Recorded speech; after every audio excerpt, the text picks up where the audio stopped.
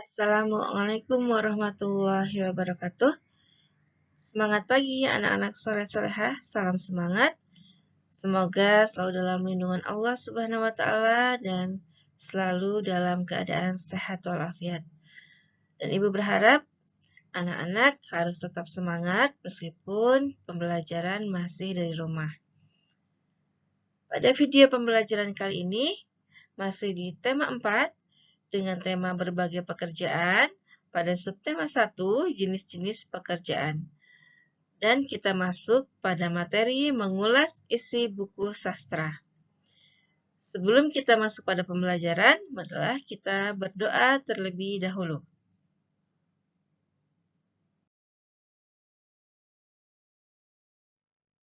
Menjelaskan satu persatu hal yang dibahas di dalam buku dan menilai dan memberi pendapat terhadap buku.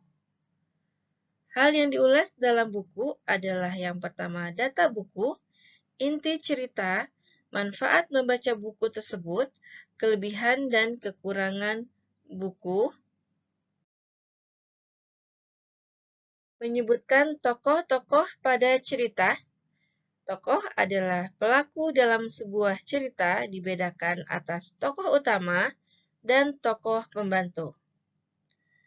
Memberikan pendapat terhadap perilaku tokoh dari cerita yang dibaca, yaitu lakukan cara berikut untuk memberikan pendapat terhadap perilaku tokoh, di antaranya dengan cara membaca seksama jalan cerita, memperhatikan perkataan dan perbuatan tokoh, kemudian memperhatikan gambaran lingkungan kehidupan tokoh.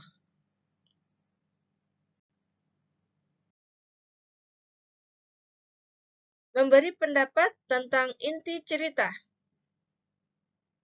Langkah-langkah memberikan pendapat dalam cerita, di antaranya adalah bacalah cerita dengan cermat, carilah paragraf yang membuat permasalahan, carilah penyebab awal munculnya permasalahan tersebut, carilah juga bagaimana permasalahan diselesaikan.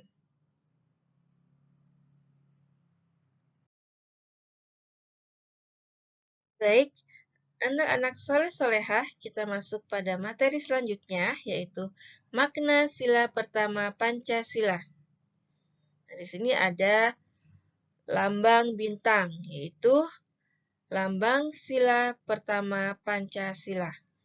Apa sih makna dari sila pertama Pancasila? Yang pertama adalah percaya kepada Tuhan Yang Maha Esa. Makna yang kedua, melaksanakan kewajiban kepada Tuhan Yang Maha Esa. Makna yang ketiga, saling menghormati antar umat beragama. Makna yang keempat, tidak mengganggu teman beribadah. Makna yang kelima, kerjasama dan tolong-menolong antar umat beragama. Ini adalah makna sila pertama Pancasila.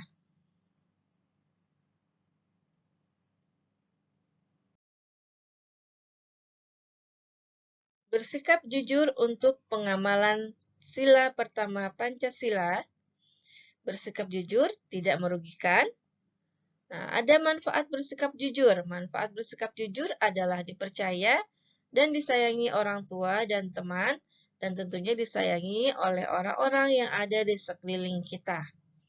Contoh, di sini ada seorang anak dan orang tua.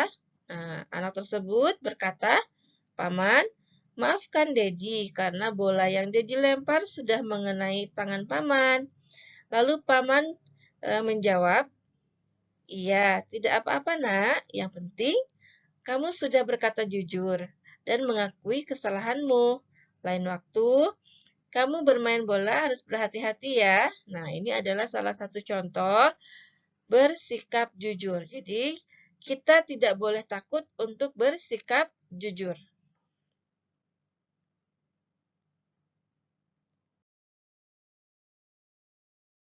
Nilai-nilai Pancasila dalam tokoh cerita.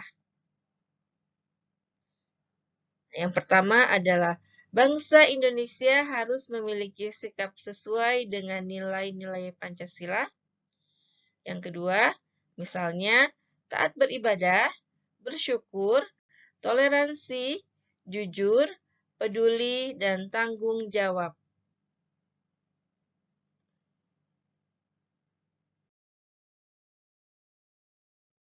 Baik, anak-anak pintar, kita lanjutkan pada materi selanjutnya, menggambar bangunan di sekitar kita. Ikutilah langkah-langkah menggambar bangunan rumah. Nah, kita akan lihat bagaimana langkah untuk membuat atau menggambar bangunan sebuah rumah. Langkah yang pertama adalah membuat garis horizontal ini. Langkah yang pertama yang kita lakukan adalah membuat garis horizontal. Lalu langkah yang kedua, tambahkan titik hilang di garis tersebut. Mana titiknya? Di sini. Nah, kita kemudian menambah titik di garis horizontal yang berada atau yang sudah kita buat pada langkah pertama. Kemudian langkah ketiga, tambahkan kotak di pojok kiri bawah. Nah, di sini. Setelah kita menambahkan titik di langkah yang kedua, kemudian dilanjutkan di langkah ketiga dengan menambahkan kotak di pojok kiri bawah.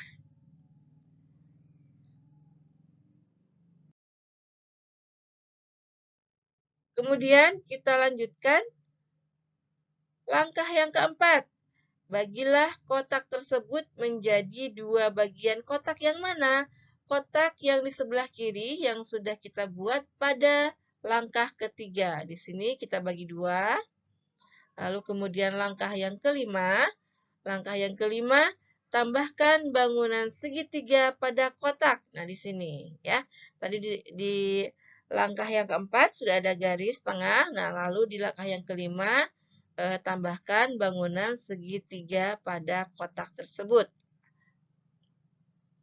Kemudian langkah yang keenam, tandai titik sudut tersebut dengan titik seperti pada gambar ini. Menambahkan tanda titik 1, 2, 3. Ya, ini adalah menandai tiga sudut tersebut dengan titik seperti pada gambar. Kemudian, langkah yang ketujuh, tariklah garis dari masing-masing titik menuju titik hilang. Jadi, menarik dari titik-titik yang dibuat di langkah yang keenam. Ya, yang ada titik 3 ini, lalu ditarik ke titik yang dibuat pada langkah yang kedua tadi. Ya, pada titik hilang yang kedua. Jadi, titik-titik 3 yang di langkah keenam, kemudian ditarik garis ke titik yang dilakukan atau yang sudah dibuat pada langkah yang kedua. Lalu kita lanjutkan, tambahkan garis dinding dan atap. Nah, di sini ya, ditambahkan garis dinding dan atap. Dan yang terakhir, langkah 9, tebalkan garis dan hapus garis sketsa, berilah hiasan ya. Yang sini sudah jadi ya, sudah jadi gambarnya seperti ini. Lalu berilah hiasan seperti itu ya. Jadi yang sketsa ini boleh kalian hapus ya, kemudian jadilah seperti ini ya, hiasannya di sini ada jalan atau bisa dibuatkan dengan pohon-pohon dan yang lainnya ya. Seperti ini adalah langkah-langkah membuat gambar sebuah rumah.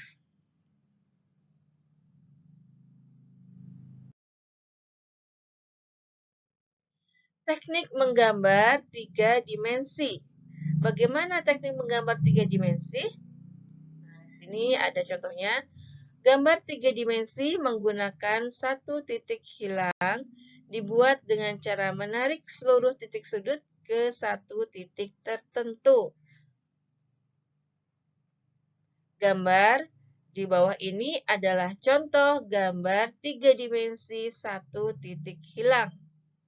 Nah, ini adalah satu titik hilang ada di sebelah sini. Jadi menarik seluruh titik sudut ke satu titik tertentu. Di sini titik tertentunya, yaitu satu titik hilang.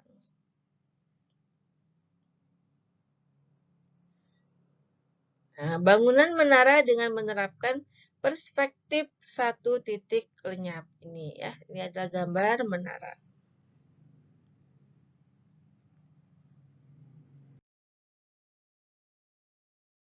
Baiklah, anak-anak pintar.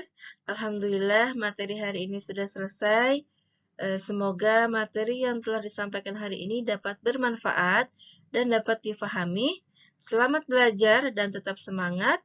Dan jangan lupa selalu mematuhi protokol kesehatan, memakai masker, menjaga jarak, mencuci tangan, menjauhi kerumunan, dan mengurangi mobilitas. Demikian, Assalamualaikum warahmatullahi wabarakatuh. Barakallahu fikum.